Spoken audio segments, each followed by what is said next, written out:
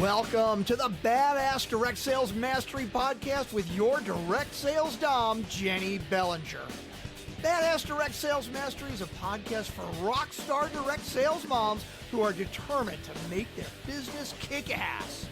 Jennie will share her knowledge of effective sales and recruiting techniques, tips to get what you want from your business, and will interview direct sales professionals and leaders from various companies. The interviews will give insight to how these rock stars got to where they are and where they plan to grow in the future. And now, the direct sales dom, Jennie Bellinger. Welcome back to another episode of Badass Direct Sales Mastery. I'm Jennie Bellinger, your direct sales dom, helping you whip your business into shape. And today I have with me a recent friend. I met Holly about 6 months ago through what was at that point in time called the Breakfast Club, and now is called the Momentum Community. It's a wonderful free networking opportunity available nationwide. We literally have people from all over, and I think we might even have had some Canadians join us too.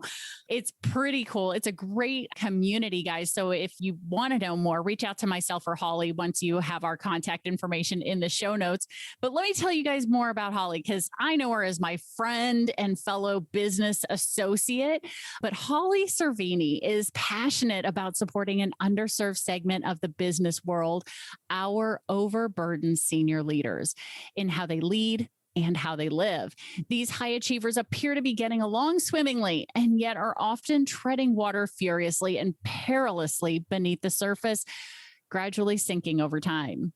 Those she serves are under so much unhealthy stress that they dread going to work, and their physical and mental health is suffering. Holly coaches them to avoid burnout by recalibrating their priorities, renewing their sense of well-being so that they become the heroes of their organizations. She works for an executive coaching organization and is also a functional medicine health coaching scholar. So, Holly, welcome to the show. Thank you, Jennie. I'm super happy to be here with you and your audience. Awesome. So tell us a little bit about how you got to where you are today as a coach. Absolutely. Okay. So, Jennie, I think I've always had that coaching part of me. It's just been a kind of a way of life for me, but I didn't really know it was called coaching. And actually, 5 years ago, if you'd said to me, what is coaching? I could never have explained it. So I'm sure you've had that experience where you deal with a lot of people who know the word coaching, but don't really know what it means.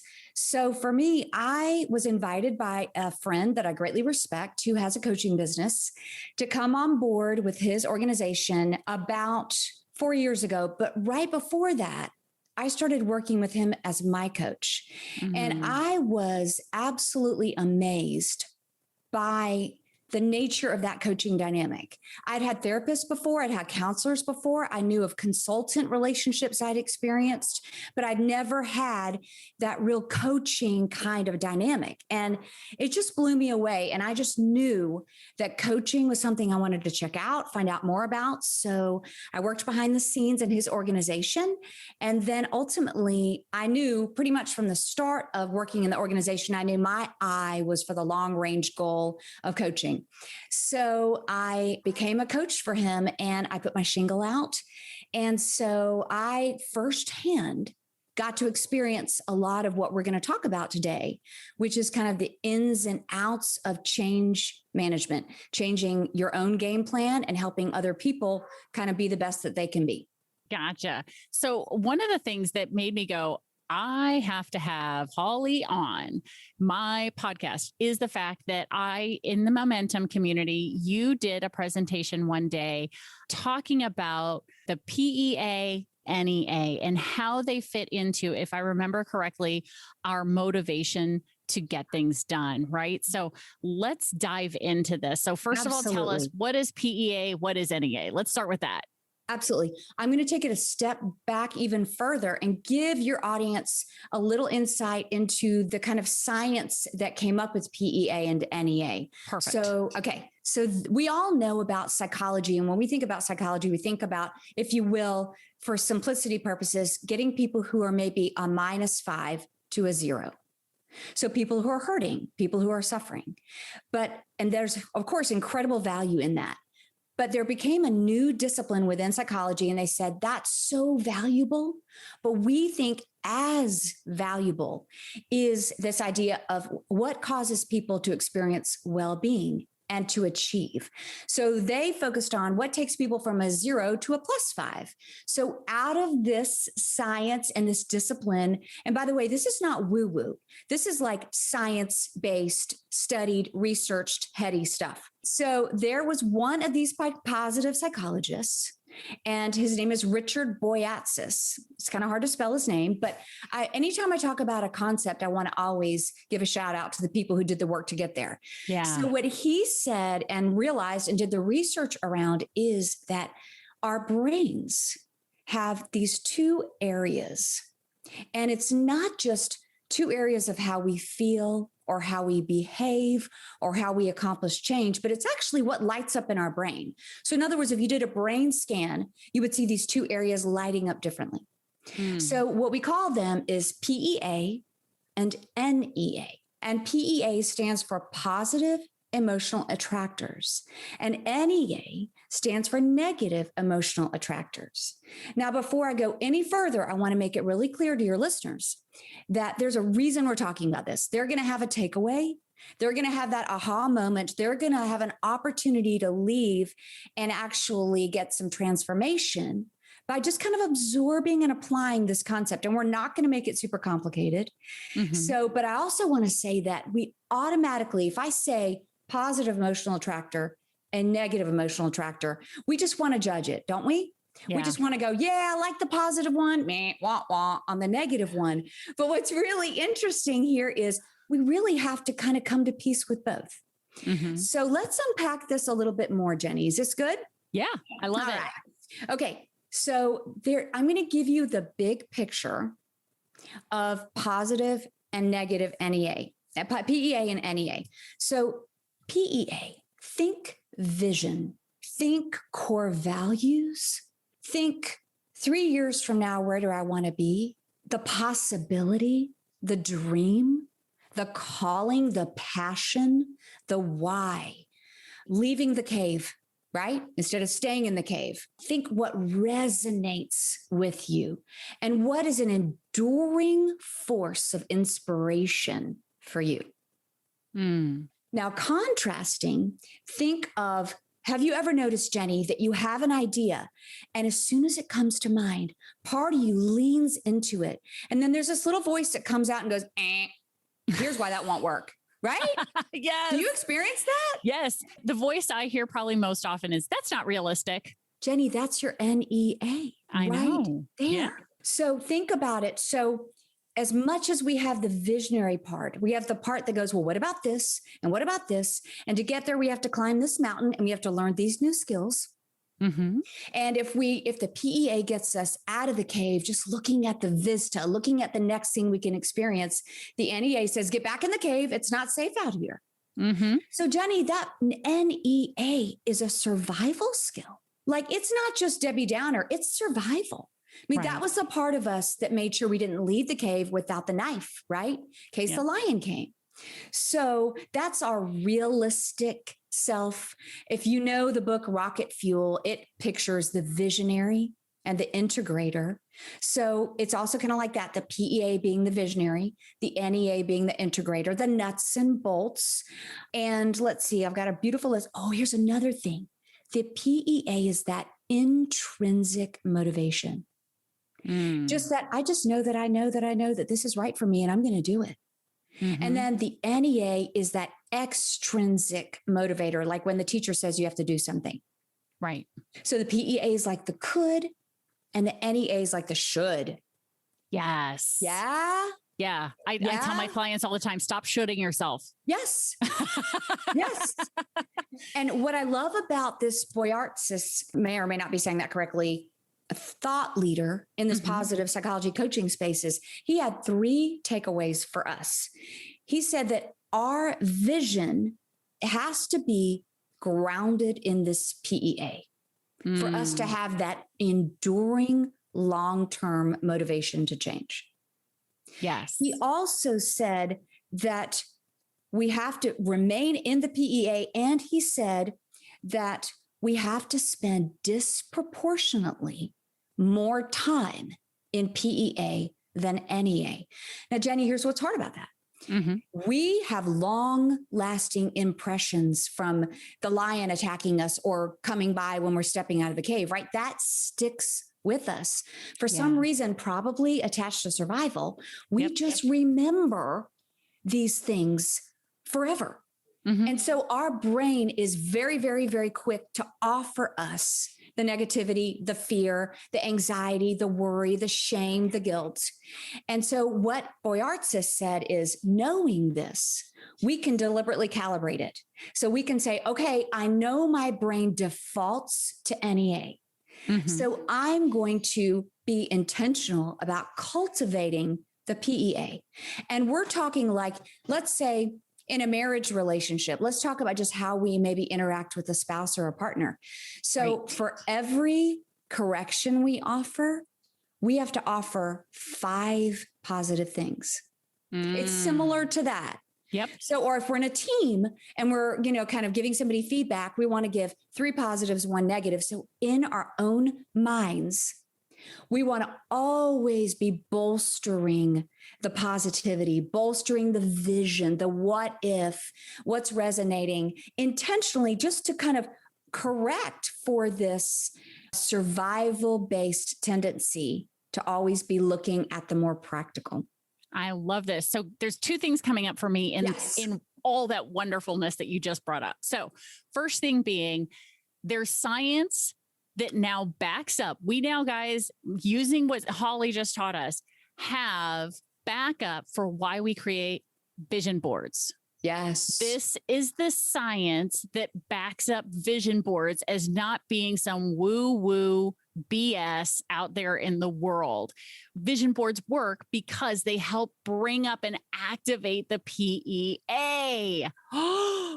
Boom. Mind-blowing stuff right there. Okay. That's the first thing. Cause I've been telling people for years that there is science that backs up vision boards. I just didn't have names or anything. I'm like, it works because my degree is actually in psychology, right? So I have training in psychology and all of this. So to me, hearing you talk about the science, I'm just like, oh, I love it. I'm nerding out like crazy. That's why I knew I had to have you on the podcast.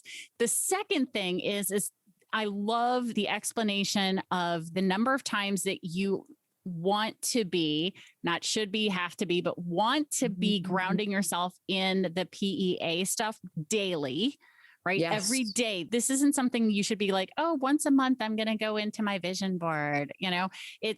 This is why we as coaches talk about having affirmations on the daily, having manifestation, visualization, meditation practices on the daily, because it's getting us to get into that PEA space of imagining, visualizing, putting out there what it is we want, those intrinsic motivators. And then because then what happens is, and correct me if I'm wrong, then the rest of our day, when we start our day with those types of things, the NEA for the rest of the day goes, all right, well, how are we going to make that happen? And the NEA helps us begin to take the action, right? Totally. Yes. Yes. Because Jenny, think about people who are all creative. Think of that kind of quintessential inventor who's got the workshop full of inventions and none of them really totally work. Mm-hmm. So the PEA without the NEA, it's that kind of wizardry inventor guy. And the NEA without the PEA is that person who's just really stuck and not going anywhere. And their entire world just feels really small and uninspiring. Oh, how many people I'm sure that there are listeners right now or people who are watching right now going, I feel called out with that one, Holly. I feel called out. You just said what I've been feeling, this stuckness. I'm hermiting. I'm protecting myself, right? That NEA is coming out and protecting myself too much. So I'm not stepping out into the PEA. Oh, I love this. Love this. Yeah. Keep going. Okay. The other thing that just came to mind is when we talked about the different parts of the brains that fire, when you're in the PEA, you can problem solve and creatively find how to get there. When you're in the NEA, it's almost like you mute that problem solving. And one of the things I really want us all your listeners and us to really be aware of is we are all wired like this. So if somebody's out there going, oh gosh, that's me, it's everyone. Mm-hmm. So we're in this beautiful no shame space. Now, Jenny, you and I know what that looks like because that's really inherent to coaching. Yeah. Yeah. And we found that, just as people don't move forward unless they're intrinsically motivated, people don't move forward if they feel shame. So let's eliminate the sense it's just me. There's something wrong with me that I think of all these negative things when I have a good idea. No, understand that it's just this yin and yang of how our brains work. Yeah. And I'd be willing to venture to say somewhere between 80 to 90% of the rest of the world is in that same boat where they are more closely attached to their NEA out of habit. Right. Right. And that's why we look at some of these super, super successful people and go, I could never be them. Well, not right now. Not with the way you're operating right now. When you're completely stuck in that NEA, you are absolutely 100% correct. Yay. Right? Yeah. You're right about something. Yes. And you can change it. Mm-hmm. There are things you can do. So what are some of the things that you work with your clients on to move them from the NEA to the PEA being their primary source of motivation rather than the NEA? Mm-hmm. So I think the first step I do with people is I encourage them to raise their level of awareness of their inner dialogue. Because until you can see when the NEA voice kicks in, it's hard to kind of remediate it. So I encourage people, picture you got a lab coat on because our scientists are totally non-judgmental, right? Mm-hmm. And then picture that you're just tuning in to this internal dialogue. And that when you hear the negativity and the 100 reasons why this won't work, you go, oh, I know what that is. That's my NEA speaking. Mm-hmm. And so immediately you take away the shame and the judgment, and you just understand that it's just how our brains are wired to function. So that's step one.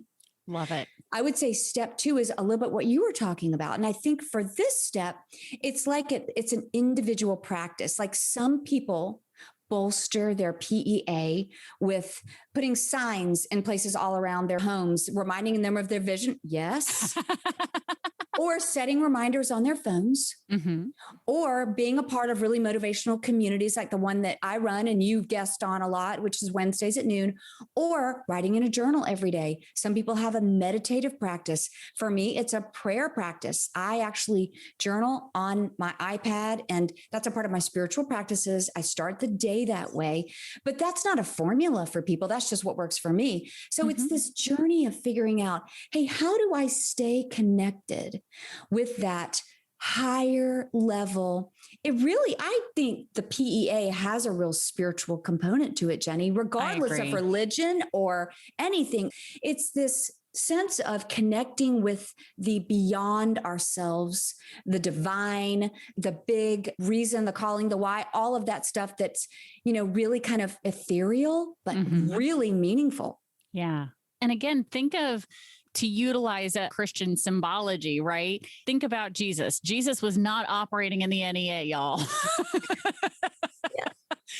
Jesus was operating from his place of purpose, from what he was called to do. The disciples, for the most part, were operating from their place of purpose as they learned how to transition. Because keep in mind, they were human just like the rest of us, and learned through their practice with Jesus and following and discipling with him to move from their NEA to the PEA. Yes, we can talk about those kinds of things. Absolutely. So I think what comes up for me too with that, and because I have a journaling practice as well, this journal was a gift to me from a vendor. And what I do in here, and I think you'll enjoy this because it really does activate my PEA every time I do it, is it's the game journal. Jenny's Game, GAME. So my goal is every day I'm to go in and do my gratitudes. my affirmations, my manifestations, and my exclamations. So the gratitudes, what am I grateful for? The affirmation, what is something positive about me and who I am? My manifestations, what do I want to create? So that's really the PEA. What are the things I'm wanting to create in my life and my business? And the exclamations are here's this awesome thing that happened today or yesterday. Like after I wrote in my journal yesterday that, I got a new client, or, I interviewed Jack Canfield, or, those are the exclamations that show up in here as wonderful, cool things that came from manifestations as well. That is so cool, Jenny. It's for those of you who are probably like me. For the longest time, I had trouble with the idea of journaling because they're like, just journal, just write. Write what? What am I supposed to write? I don't know. Write whatever you want. Well, that doesn't help me. I need more direction, right? Because I, like probably many people, my NEA was popping in going, I don't want to get it wrong. I don't want to get it wrong. So I'm just not going to do it at all. Well, then once I heard from another coach about the game journaling, and I don't know if it's hers or if she got it from somewhere else, but I heard it from her and I went, oh, that I can do. 4 sentences a day. Easy.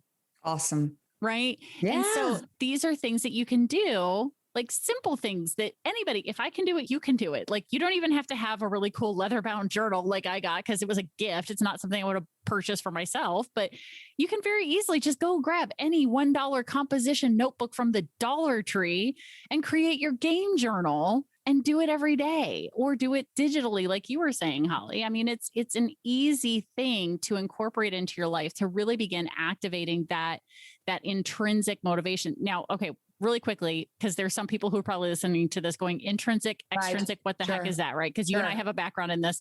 Yes. So let's break down intrinsic motivation versus extrinsic motivation. What does intrinsic motivation definition, and how does it show up in your life so they can begin to recognize those things when they happen? Yes. Okay. So intrinsic motivation is you on the island, you came up with it, you feel it, you love it, it resonates with you. There's no reason on the planet that benefits anyone else. It comes from your soul. Comes from inside. Intrinsic. Yeah.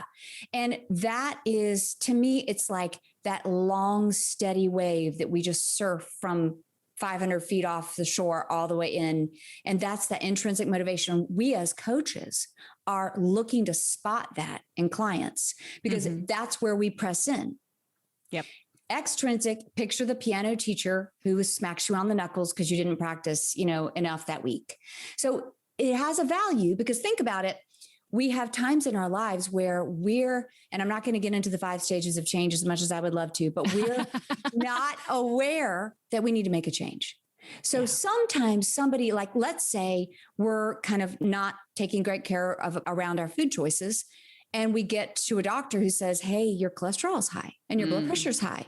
And you're now considered kind of legally, or, according to our charts, you're considered, obese.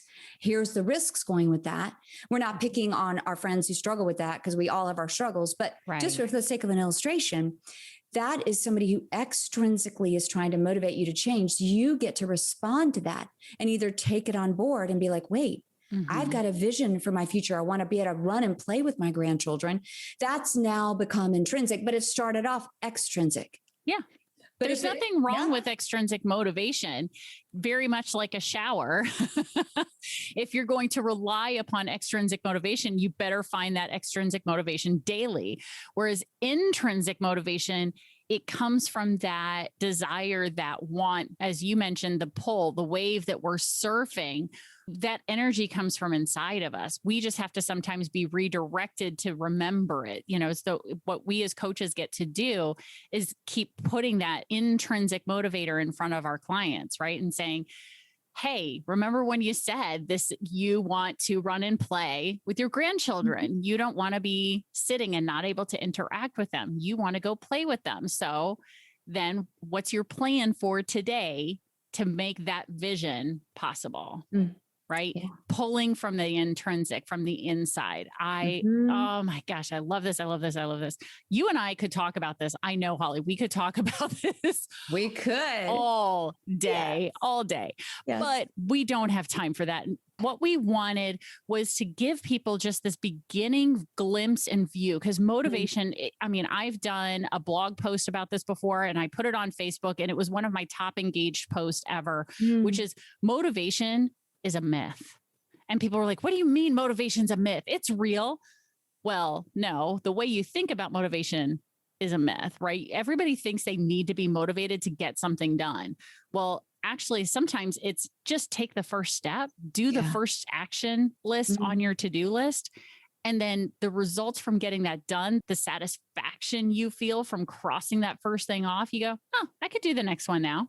If you can just get yourself to do the first thing, that motivation. So it's that recognition of the intrinsic, where I want to get to the end of my day and feel the satisfaction of having checked 3 things off my list, 5 things off my list, 1 thing off my list, whatever that is, right? It's that piece. Now, I know that you also have a nice freebie, a giveaway for the listeners today, and it's the secret sauce stress tips. Tell us a little bit about that, and where can they find it? Absolutely. So it's available on my website, which is hollycervinicoaching.com. And, I work a lot around this idea of stress. And, we have good stress and bad stress, but this is really addressing the bad kind of stress, that chronic stress that overwhelms us and locks us in the NEA. And so there's just a list there of some of my best practices and best ideas around stress management.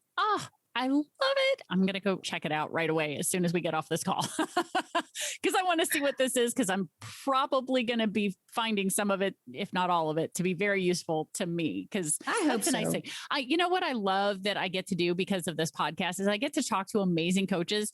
The hidden element of this podcast, I do this for the benefit of my audience, but really the hidden element is sometimes I do it for me too.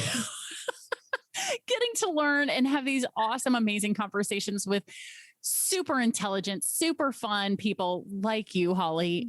Thank you so much for sharing this information, because I know that there are people who are going to hear this and go, that makes a lot of sense. Now, finally, I can go ahead, and because I have, they're maybe more scientifically grounded like you and I are. Now that woo-woo stuff is something I can maybe start implementing and not feel like an idiot because I don't believe in woo-woo. I believe in science. And now we have the science to back up why these things work and how they work in our brain, which I just love. So thank you so much for sharing this.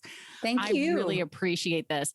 And so, Holly, what's the preferred way that you would like people to reach out to you? So if they want to know more, about you, about your coaching, how do you want people to reach out to you so that they can learn more? Sure. They can actually text my MobiPop site. And I'm going to look that up really quick, just in case I mess that up, just by memory. But they can also go on to my website, which is hollycervinicoaching.com. And, but I love this MobiPop platform, which is they can text 55312. They can text the word Holly. Oh, yeah. So the message says Holly. It's Holly's name. And give the number again, 55312. 55312. Yeah. All right. So we'll make sure. All right. So BDSM crew, you guys know how this goes. If you're not driving, grab your phone, click on the episode that you're listening to right now, and then scroll up just a little bit. And you'll see in the show notes right there, you'll have a way to access Holly's mobile marketing information, her mobile site direct to your phone. She will send you the information right to you just by typing in her name and then to that short code number. Or we also have the direct link to her freebie and to her website in the show notes. So make sure you click on that in order to access more connection to Holly, to be able to get those secret sauce stress tips to lower and reduce your stress levels. Because who doesn't want to be able to reduce their stress levels, especially now, especially in these times? So this is perfectly timed. I so appreciate this, Holly, and I love having you on the show. And I know we're going to have you back because, you're going to give your next presentation. I'm going to go, Holly, that's an episode, girl. I love it. And Jenny, I just want to say to your audience that on your down days, let this information float back into your brain and understand that you're not alone and that your brain is not doing something wrong. It's just trying too hard to protect you. And that you, when you're feeling better and feeling stronger, can reconnect with your why, re-engage that part of your brain to problem solve and maneuver you out of the funk into the future. Yes. Out of the funk and into the future. Okay. I think that's the podcast title. I think that's the episode title. Out of the funk into the future. Because I love pulling the great things that the guest says that is going to make people go, wait, what? Yeah. Or we can even change it, Jenny, to out of the funk into the fantastic. Ooh. I'll let you decide. Those are both good. Oh man. Maybe we'll A/B split test it. I don't know. Okay. I know what that means. Right. I know. Other people are going, wait, what? But you and I, we know, absolutely. Well, thank you, Holly, so much. I appreciate you, appreciate your time, your expertise, your knowledge, and your willingness to share it with my audience. And please let me know if there's anything I can do to help you with your network. I am here to serve. So thank you so much, Holly Cervini. So glad to have you here. Any last things that you would like to say to the audience? Oh, you guys are really fortunate to have Miss Jenny inspiring you and educating you. And I think you'll all agree with me that we're all just better off knowing you, Jenny. So thank you. Oh, thank you. You are so sweet. And that definitely wins you back another episode. Because my second love language is words of affirmation. I love it. Yeah, I, if you call me awesome, I'm going to follow you around like a puppy dog for the rest of your life. So. Good. Well, thank you so much again. And BDSM crew, you guys know how this goes. Stay tuned because there's another badass episode on its way. Thanks for listening to the Badass Direct Sales Mastery Podcast with your direct sales dom, Jennie Bellinger. Why are you waiting to go to badassdirectsalesmastery.com? Don't make the dom get her whip. If you enjoyed this episode, make sure to share it with another rock star that you know in direct sales after you subscribe to the podcast so you won't miss any future episodes. You can also check out the show notes for links and any contact information mentioned in today's episode. We'll see you next time.